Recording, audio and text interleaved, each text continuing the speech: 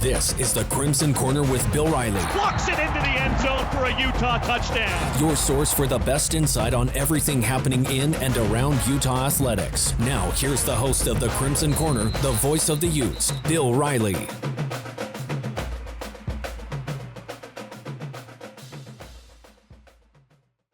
Hey, welcome into the latest edition of the Crimson Corner podcast. I'm Bill Riley, the voice of the Utes. We are getting ever closer. Can you smell that in the air? Oh, yeah, that's football. We are, as we sit today, 9 days away from the start of the college football season. We're going to talk some football. On today's podcast, we'll talk about Utah Fall Camp, which is actually officially over. Camp technically ends the weekend before classes begin. They're still practicing and doing all that stuff, but the official quote-unquote camp is over, and now Utah's into game week preparations, even though they're 9 days out as we record this podcast for the game against the Idaho Vandals. Special guest on today's podcast, one of my all-time favorite Utes, the great Kenneth Scott. K. Scott will join us today as he is living now in Houston, Texas. He is a professor at Rice University. He is an author of many books. He is a man about town. And we'll talk some Utah football and life with Kenneth Scott coming up the program. Also, it's busy time. Utah athletics is up and rolling now. Soccer and volleyball and all that good stuff. So we'll talk about some of that stuff on the program. We'll get interactive with you as well. You guys can always reach me here on the Crimson Corner podcast by dropping me an email to briley@huntsman.utah.edu. That's briley@huntsman.utah.edu as we come to you, taping this podcast from the Eccles Football Building here on campus at the University of Utah. Great to be with you this week, man. I cannot wait. Next week at this time, when our next Crimson Corner podcast drops, we will be in game week mode. We will be getting you ready for the Idaho Vandals and the season, more so than we even do on a regular basis now. But, man, it just feels like we've been talking about football. We talk football on every podcast, but we've been months and months away. Then we were weeks and weeks away. Now we can actually say we are days away from the start of the college football season, which I think is going to be a good one for Morgan Scalley and the University of Utah. So let's dive headfirst into it here. Prep has begun for the Idaho Vandals. Camp concluded over the weekend. I won't say it's game week, but it's regular game week preparations now. They're looking at Idaho. They're practicing. They're on a regular schedule. The guys are back in class, all of that good stuff. And Idaho will come in. They were a middle of the pack team in the Big Sky last year. Finished 2-6 in conference play and 4-8 overall. They're picked kind of smack dab in the middle of the Big Sky again this year. So we're kind of unsure. You're never quite sure what you get in college football in week number one. We actually, if you can believe it, we're going to have college football games coming up this weekend. I know USC and San Jose are playing on NBC this weekend. We've got real bona fide college football games coming up this weekend. We've had NFL preseason games. We are in that time now where every weekend, Fridays, Saturdays, Sundays, we're going to have football all the way through mid-January, which is such a great thing. But anyway, Idaho's preparation, we'll talk more about the Vandals coming up next week. Position battles continue on for the University of Utah. Offensive line, according to what Jordan Gross said earlier this week, not quite set yet, at least not publicly. Maybe they have an idea of where it's at, but they're not saying what it is publicly right now. But as Jordan said earlier this week, he's just picking amongst a group of really good players. He's not worried about putting 5 good guys out there. He's trying to figure out who his 5 best are because he's got a good offensive line. Defensive line rotations continue right now for the University of Utah. Again, they have their guys. Luther Ellis and Coach Brechterfield are just trying to figure out reps and rotations for those guys, especially on the inside. And then you've got the wide receiver room for Utah. I have said this the entire offseason. Morgan Scalley has said it. Chad Bumphis has said it too. This is a deep and talented wide receiver room for the University of Utah. Braden Pagan, Creed Whittemore, Ricky Johnson, they have all been name-checked even this week by Kevin McGivern and Chad Bumphis. But don't think there aren't some other guys who have had their moments in fall camp as well and will be getting targets this season. But here's what I'm going to tell you right now. Devin Dampier, Bird Ficklin, whoever happens to be throwing the football, they are not going to lack for pass game targets and quality pass game targets. We'll talk a little bit about that with a former wide receiver in Kenneth Scott coming up here in just a bit on the Crimson Corner. Last week I posed a question to you guys. My question to you last week was, give me a breakout player for Utah at any position this fall. A breakout player of any position. Because there's a number of guys. They're the guys that really popped last year. Some of those guys are back. Some of those guys left. But you know this happens every year. There's a player that's flying a little bit under the radar, or at least hasn't quite shown it yet. So I asked you guys last week to give me a breakout player. I had some good responses. I'll read one of those coming up. I'll give you 2 potential breakout players this year for Utah. 2 guys that could have been breakout players last year had it not been for injury. In fact, both were on their way to being that. On offense, I'm going to give you Hunter Andrews. Hunter is a tight end, but a guy that can line up in a lot of different places. He's a guy that began his career as a running back, but they love him and his versatility. And he was having a fantastic year a year ago before he got hurt. So I'm going to give you Hunter Andrews as my offensive breakout player. And on the defensive side, another guy they were talking big time about last year, and then he got hurt early in the year. That's Rabbit Evans, the safety for the University of Utah. He's going to be one of those guys in the mix, that versatility, that safety room. Rabbit can play in a lot of different places for Morgan Scalley and Colton Swan. But I think those are 2 guys to keep an eye on as breakout players for Utah this year. 2 guys that could potentially have really big years. And if they do, it will bode well for both the offense and the defense for Utah. Got an email from brilliant listener Alex Smith. Not the quarterback. I do not believe it's Alex Smith, the quarterback.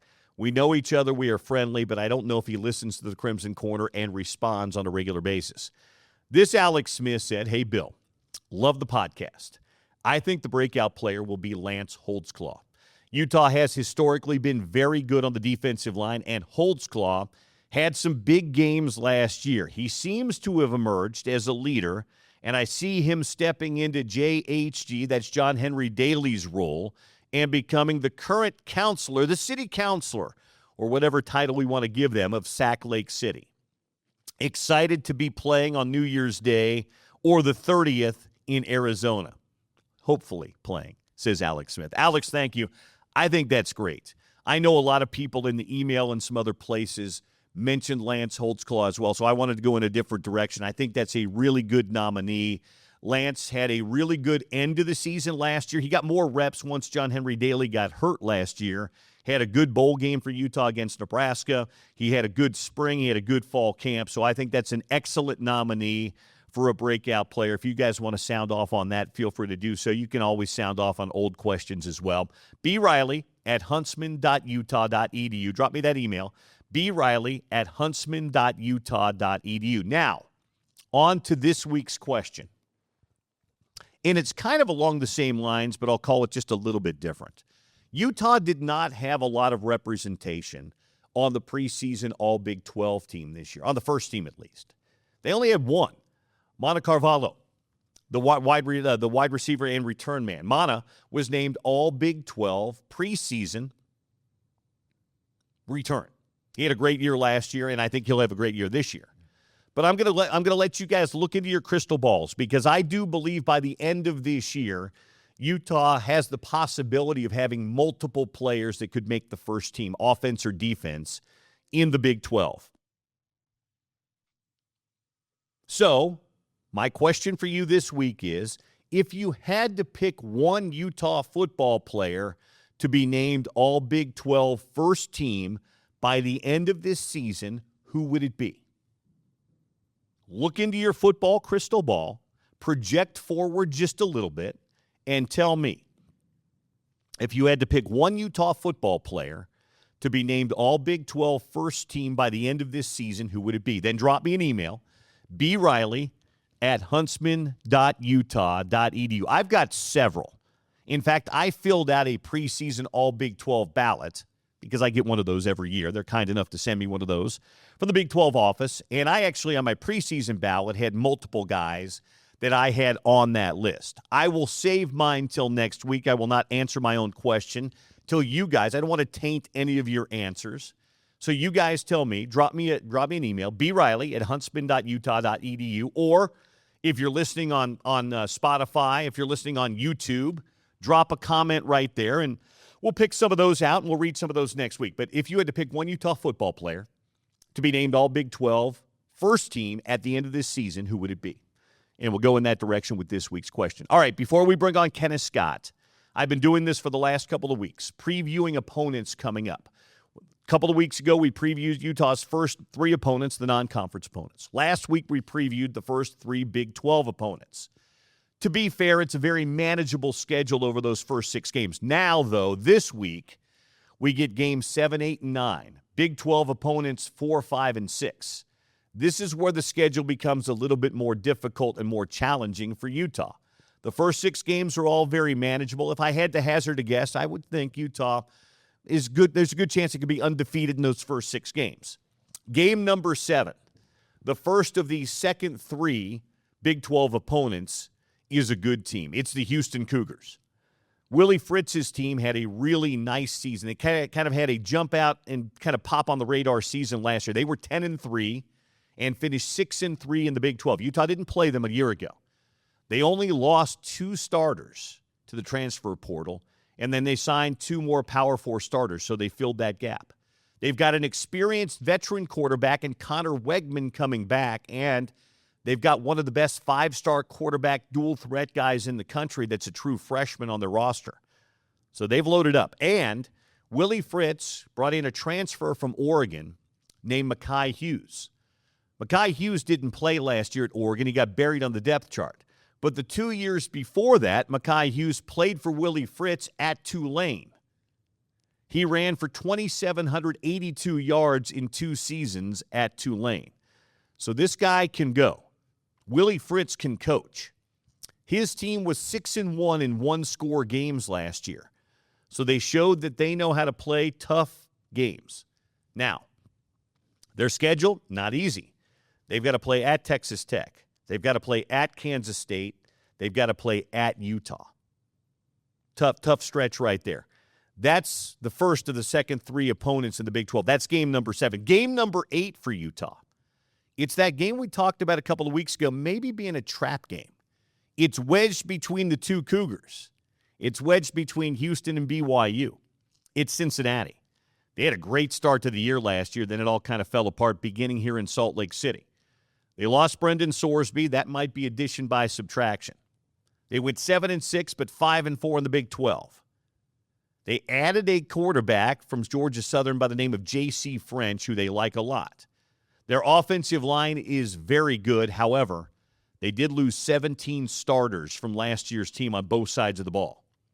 Possible trap game, maybe. It's at Cincinnati Halloween night. That's opponent number 8. Opponent number 9, you guys know what this game is. It's circled on the calendar every year. It's simply one of the best rivalries in college football, and now more people are going to see it and know it. It's BYU. 12-2 last year, an excellent season for Kalani Sitake. They beat Utah down there. I'm going to say this. I know it's a bit controversial, but not really. Utah beat itself in Provo last year. They really did. BYU didn't make mistakes, and that's really been Kalani Sitake's secret sauce the last couple of years. He has smart football teams that don't beat themselves and take advantage of other teams' mistakes. When you turn it over, BYU makes you pay. They've beaten Utah 3 straight times now. That's not happened since before Kyle Whittingham. Bear Bachmeier was a freshman last year. He's back. That quarterback who plays like a linebacker. L.J. Martin might be the best running back in the Big 12 Conference. They have 10 returning all Big 12 first or second team players coming back. And no real portal losses. This is a good team. This game's in Salt Lake City. But home field, we've said this forever. In the rivalry game, home field really doesn't matter a great deal. It's Saturday, November the 7th. It could be potentially the game that maybe is the play-in game for the Big 12 championship game. I think Texas Tech's going to be there. Their schedule's very soft. I think the winner of this game might end up being back in Dallas to face Texas Tech. And it might be a game day type of game because there's a world where Utah might be 8-0 and BYU might be 7-1. Or vice versa. Utah might be 7-1 and BYU might be 8-0. Could potentially be as big a rivalry game from a big picture standpoint as we have had maybe ever. not to put too much hype on it here in late August, but it's a big game. So those are the next three opponents in the Big 12 for the University of Utah. We're going to take a break. Guy that played in that rivalry game and a former Utah wideout, a great guy and fun to talk ball with. Kenneth Scott joins us next here on Crimson Corner. The best insight on all things Utah athletics. It's the Crimson Corner Podcast. Crimson Corner continues. Special guest. I haven't talked to him in a minute, so it's good to catch back up with him. He is one of the biggest personalities in recent Utah football history for sure. Man loves the school and loves the program and really just kind of loves life too. He was always a joy to be around as a player, and it's good to catch up with him now, even though he's thousands of miles away in Houston, Texas. Our friend and former Utah wide receiver, Kenneth Scott, joining us on the Crimson Corner today. K. Scott, how are you? Man, I'm doing well. Can't complain. The heat is slowly declining out here in Texas. It was crazy, about 100, over 100, and the humidity makes it even crazier. But super excited. Can't wait till this fall season to catch up on the Utes. It's going to be a fun year. We're going to talk about the Utes in a minute, but let's walk down memory lane for a minute. More importantly, let's catch people up. What are you up to? For those that haven't followed your journey, what are you up to these days? Man, I'm doing a lot of good things that's very impactful. So right now, one of the things that I'm doing is I'm a professor at Rice University. Actually, tonight is my first class of the semester where I teach two courses. One is healthy relationships and bias area intervention for all the incoming freshmen coming in. And my second course is intro to brand development, which I teach students how to turn who they are into what they do. So super excited about that. Do a lot of speaking engagements. Most notably, next month, I'm be speaking at NCAA with a lot of cohorts of different student athletes coming in. And so, I'm grateful for those type of things to be able to do that. So those are a little bit of things I'm doing right now, just trying to impact, young professionals and student athletes.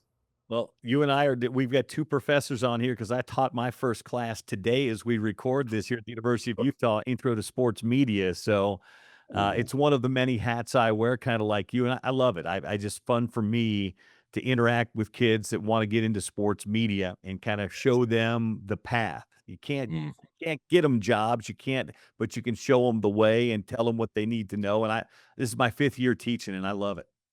It's the best thing. It's like, yes, you're teaching them, but you're also like mentoring them in a way too, because after class they come to you, ask questions and so forth, and you get to keep up and follow up with them. So it's definitely good. For those that don't know, you're also an author too. Yes, I have. Right behind me is a lot of the books that I've authored. My latest one is "Don't Wait to Be Chosen," which a lot of people are gravitating to because it talks about identity, positioning, and being able to create and convert opportunities. But yes, definitely an author. Created my first fictional series too last year, and so I just love everything creativity wise. Getting this stuff out of my head on the paper so that people can benefit from. Do you have a website or place people can go to get your books or find out what you're writing or what you're up to? Oh, yeah, for sure. So my website is kennethscott.me, so .me. So kennethscott.me.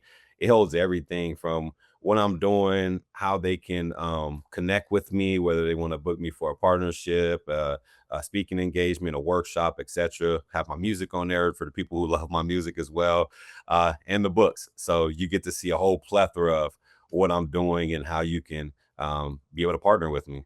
When did you know this is what you wanted to do? You were a football player, and that's a lot of people listening to this podcast might remember you from your playing days here. But when did when did it kind of strike with you that I want to kind of be a teacher, I want to be a professor, I want to be an author? When did that hit you? Were you a player still? Was it after your playing days were over? Yeah, no, actually, it happened during my playing career. So I kind of want to say this is a gift and a curse. So going into the 2013 year, after the first game where I got injured and out for the season, that kind of really tested me because I remember my wife, who was my then girlfriend at the time, was like, "Hey, so what if you don't come back, right? What happens? What are you going to do? What are you thinking of? Like, what are some other things that you gravitate to?" And so like just her having that conversation with me kind of explored my mind, which made me go out and get my second degree at that time. And then also doing more community driven things. And the more I got into the community, more things started coming to me as far as opportunities, whether it's to speak, whether it's to job shadow, to do all that. So in the midst of like during my playing career, luckily and not luckily for me, getting hurt was the turning point for the exposure for me. It allowed me to do many things. So I would say that's when it clicked for me. What gives you your greatest satisfaction right now? Mm. Outside of my family with my daughters and stuff, I think the biggest thing that gives me the biggest satisfaction is being able to help people on their journeys, right? Seeing the light bulb go off on who they feel like they want to become in their journey and their paths in their life. I think that's the biggest thing, seeing people click like, oh, that's the route I want to take, especially for us athletes as we transition. But anybody transitioning, like I deal with a lot of eighth graders transitioning to ninth grade, 12th graders transitioning into college, and then college kids transitioning into adulthood. So I love being in that transitional phase to help them like cushion that blow, because it's tough, like trying to identify who you are, how to communicate your value, and ultimately trying to find different opportunities out there that meets who you are. Yeah, it's funny you say that because I was telling my class on the first day, what do you want to do? And some of them know what they want to do, some of them don't, some of them think they do. And I said, hey, that's okay. I Mhm. said, you have an idea, and that's all you need. Get some experience, get an internship, try some things out because life is long and you are young. Find what you want. You may not know right away. Try a lot of different things to figure out what your passion is because it's a lot easier to figure that out now when you're 20, Mhm. 21, 22 than to pick a hard lane and go hard at something. And then when you're 27 or 28, you haven't looked at anything else. And then you look up and you're like, I don't know if I want to do this anymore. So I always tell these kids, experiment, try a lot of things, get Yes. into it, see what you like and what you don't like, maybe more Mhm. importantly, and then pick your lane. Yes, no, that's spot on. Great advice. Like you, what you said was exactly some of the items that I teach. I usually ask them 4 questions, kind of like what you mentioned. Like you started off, man, what is it that you're passionate about? What is it that brings you excitement, that joy, that energy, that you kind of lose focus like in the midst of it? And then from there, like, what are some of the skill sets that you innately have? The things that people already tell you that you're great at. And then from there, okay, what impact do you want to make? Is it globally impact that you want to make? It is a community driven that you want to make? Like what impact as far as the target audience is? Who do you want to make an impact on?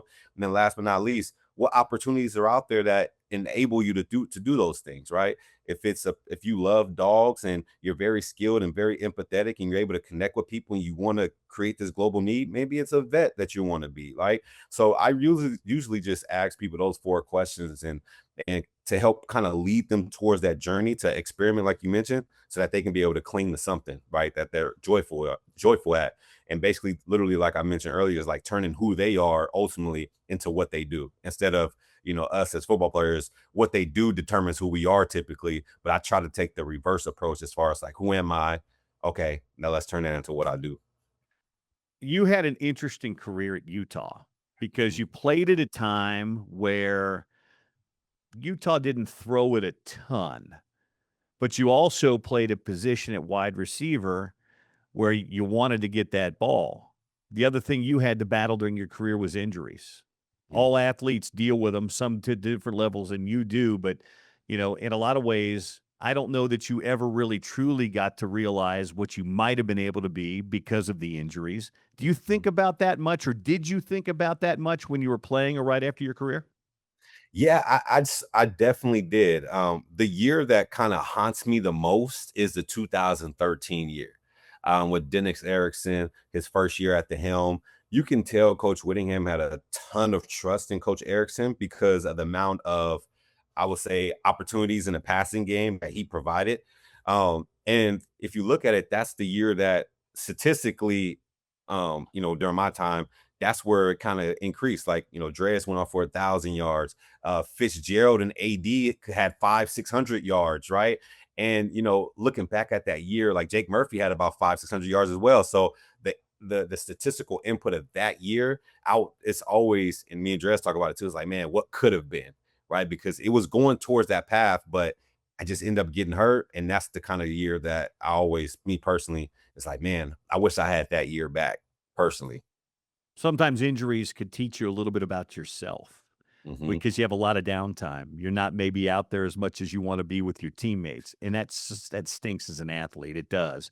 But what did dealing with that kind of that on-field adversity How did that help you? Mm. It made me become more of a leader, because I couldn't physically be on the field, but I had to show I still support people emotionally, and still have that connection with them.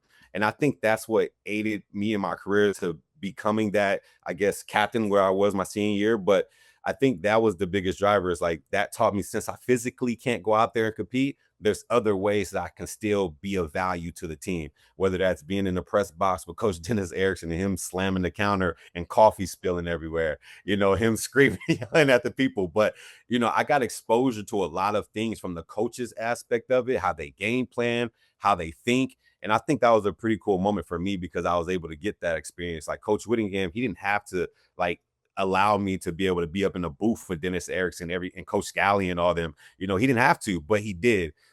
Being able to be in different spaces and places where I wouldn't have been if I was playing.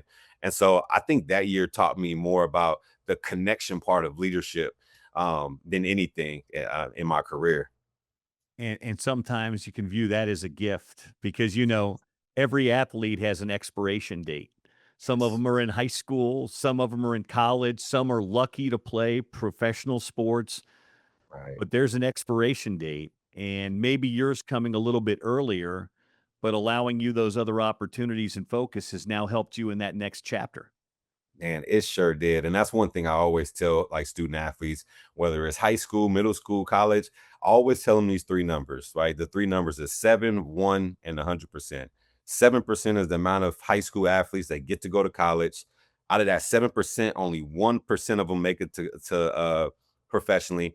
But 100% of all athletes, no matter if you play 1 day, 10 days, 5 years, 15 years, all athletes has to retire at some point in time. So the question is, how do you maximize your time while you still have it? And so, luckily, me, I was able to understand that a little quicker than others, but I always try to teach them and share that with the athletes so that they can simultaneously leverage this piece of the field and also off the field so that when they transition, they'll be good to go. Um, Football, you mentioned something a minute ago, which from a former player, got had to have been interesting in December. Coach Whittingham steps aside. Morgan Scalley, who was a position coach when you were here, he wasn't even a coordinator yet. He turns out he's now the head coach. And I think a lot of people knew Morgan was destined to be a head coach at some point in time. But just your thoughts on your alma mater and your football program that you bled for into a new era now.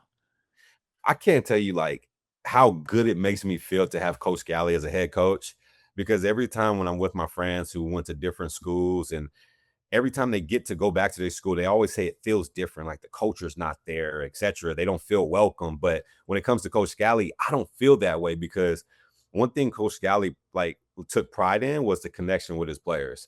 Like we in the summertime, we do a student, well, not student, well, a leadership retreat where we go out to the cabin in the woods, not like the movie or anything, but it's just for leadership. Like the like the leadership group, we go out there and we want to build this culture together cohesively so that once we get out of it, we can spread it to the team.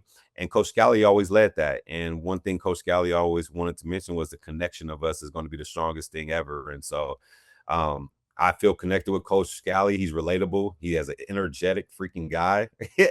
Everybody's going to know, but I couldn't be more prouder than having him at the helm. There's a real energy about the program that's different. Obviously, it's different because a new guy running it, but I always say it's not better or worse than what it was, but it's different. And you know this, sometimes a new energy is a good thing. Yes. Yep. No, spot on. New injury is a good thing. You can see it in the bowl game, right? It just felt different. I don't know. It's something you can't really explain. It just felt different in the bowl game. And like you said, it's not like a good or a bad thing. It's just different. And I love the difference. And I can't wait to see what that difference is going to be, especially on the offensive end. So that's going to be something I'm super excited to watch this year. You should be excited about the wide receiver room, too. Now, you mentioned Drez a minute ago. Drez is the last 1,000-yard wide receiver Utah's had.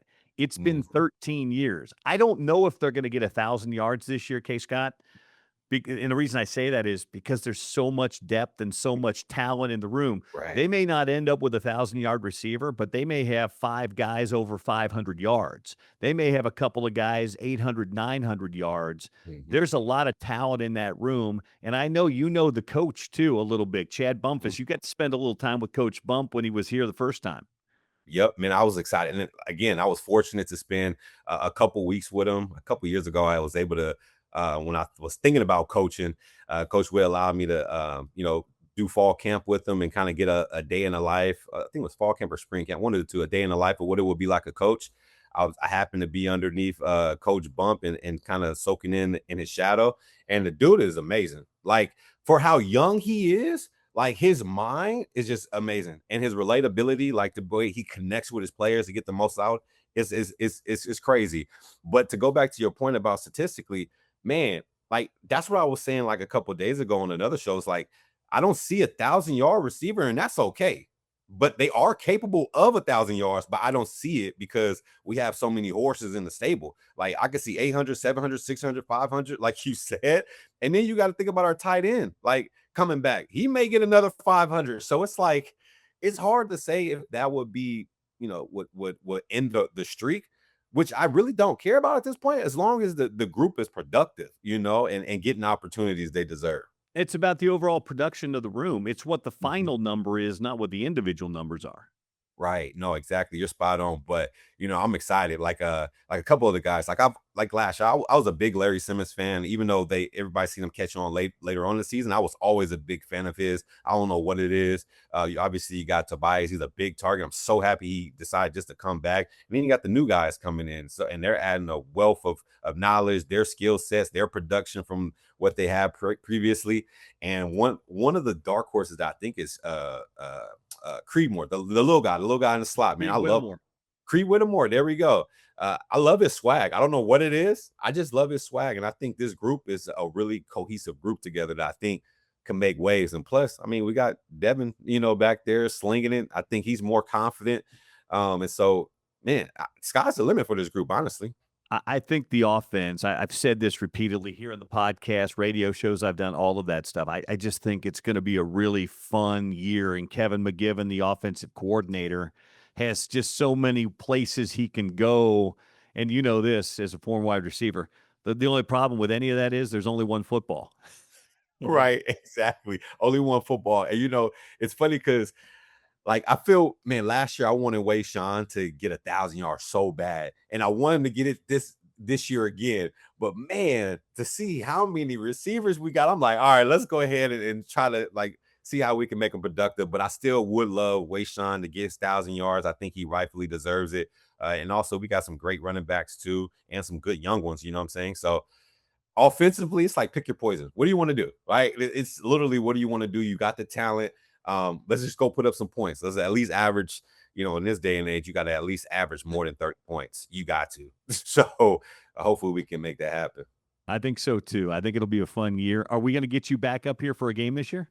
Yes, I'm trying. I'm trying to figure out what's going to be the most impactful game. But like you and I were talking about offline, man, that Utah BYU game, that's going to have some serious contention right there. And so I think that may be the game possibly. But I'm still vetting it out right now. Well, maybe you could just catch a ride with the Houston, since you live in Houston, with the Houston Cougars when they come up here October 24th.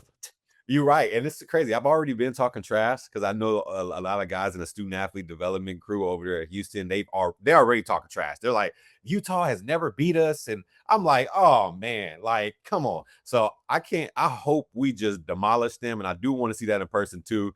Because my best friends that I golf with, they're all Houston Cougars. And so I just want something to brag about. I haven't been able to brag about basketball, any other sport, but football, I know we can do something there. I think it's going to be a good year. Now, I will say Houston's got a good football team now. Willie Fritz, they've got a good team over there, but I like our chances in Salt Lake City. Yeah, me too. And they're going to be breathing heavy. They're going to be breathing hard. But I do like our chances as well. But yeah, they are a group. I can't lie to you. They are a good group, but I hope we can get the W. Well, since you've been in Houston for a couple of years, I'll ask you the question, everybody. Would you rather play in Houston humidity or Salt Lake City altitude? Ooh, Because definitely. altitude's a real deal now. You know it.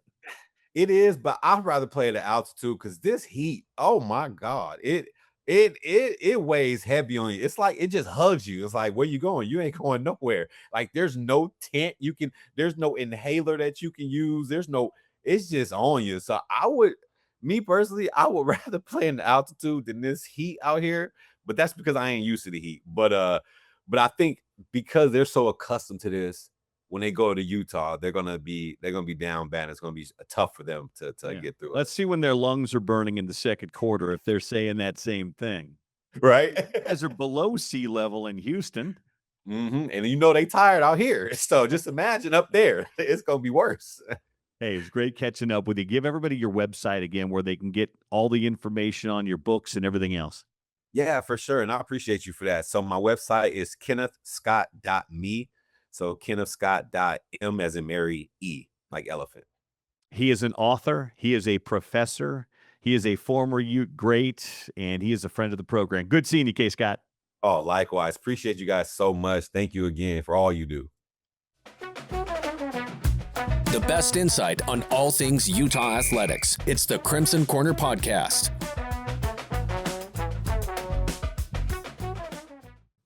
Big thank you to Kenneth Scott for taking a few minutes with us today here on the Crimson Corner. Just a great guy. He was one of my favorite people when he was a player here at Utah. He was one of those guys that always just had that big smile on his face. Interned with me for a minute at the radio station.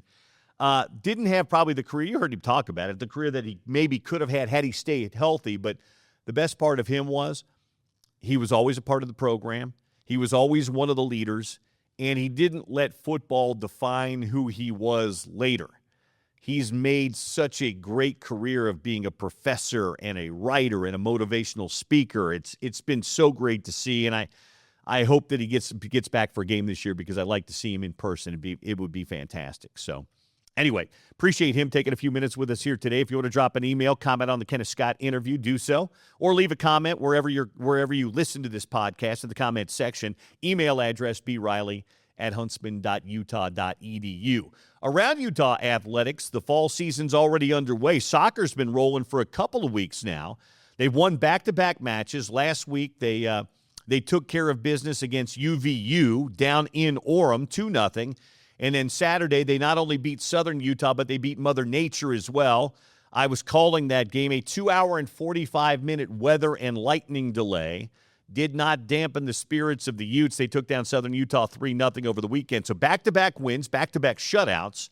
And they're going to go for another in-state win coming up on Thursday night. This week, they'll host Utah State. Utah State's a good program now.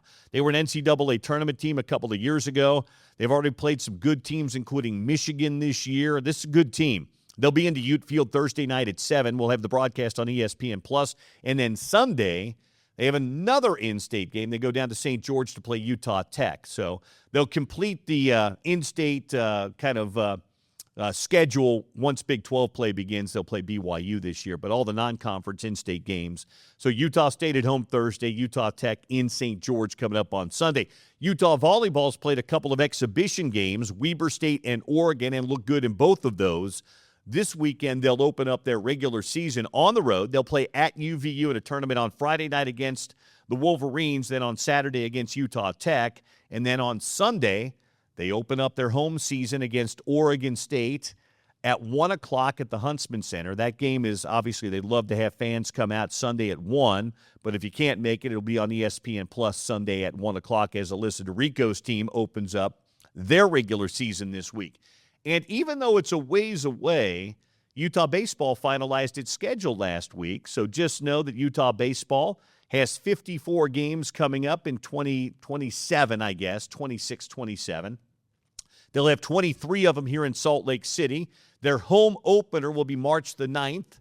Mark it on your calendars now, March the 9th. That's only about, 6 months away, against Northern Colorado. And Utah has, at least on their schedule now, they'll host 4 different teams that played in NCAA tournament action last year. So it's a ways off. You can go to UtahUtes.com and check in on softball and check in on baseball and really all the sports that are up there now as well. And check that stuff out at UtahUtes.com. It's been reimagined and reimaged, so you'll see if you haven't been in a minute. some new look on the Utah Utes webpage. So go to utahutes.com for that. As always, rate us and review us well if you don't mind. Give us a thumbs up. Give us 5 stars. Write a nice review. Share it with your friends if you will, too, because sharing is caring. We like when you do that stuff. And a big thank you for listening in. Next week we'll be back. I can already tell you who's going to be joining us next week. My new broadcast partners. Yeah, if you didn't see the announcement a couple of days ago, Stevenson Sylvester is joining me in the booth this year. We're getting him up from the sideline into the booth. And the great Zach Moss, the all-time leading rusher in Utah football history, will be joining us as a sideline reporter. I'm going to have those two guys join me next week on Crimson Corner, and we'll get you ready for the season, preview Idaho, and a whole lot more coming up. Big thank you to Nikki, who produced it today. Big thank you to Kenneth Scott, who joined us. And a big thank you to you guys for tuning in to the Crimson Corner. I'm Bill Riley saying, go Utes.